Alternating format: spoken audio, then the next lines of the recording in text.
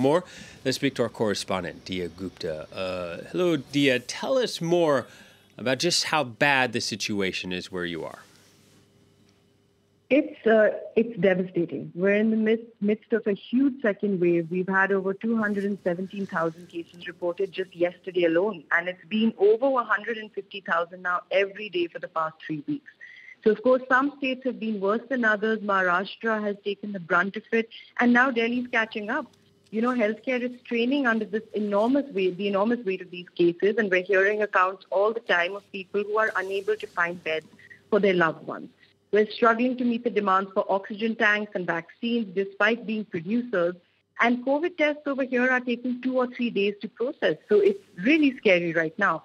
We've been hit by this tsunami after a period when all activity went back to normal. You know, in Delhi and other states, malls were open, weddings were happening, people were simply careless.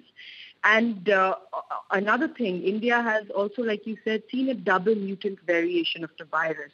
So little is known about the variation exactly, but it is probably affecting caseload. And experts feel that it's causing an increase in cases. In response, many states have reinstated curfews, partial lockdowns, like the weekend lockdown here in Delhi, and closed schools. But the government response just hasn't been strong enough. You say it hasn't been strong enough. Tell us a bit more about what the government has been doing.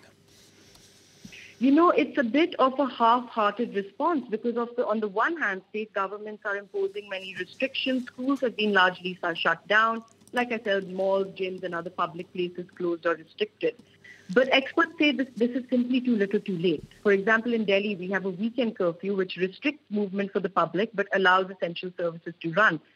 But the graphs have been climbing for 3 weeks. So really, how much will a weekend do when the public is expected to go back to work and normal activities next week? But the most alarming thing is that the government is still conducting huge public campaigns in states like West Bengal, where elections are happening. And along with that, allowing mass gatherings for Hindu festivals.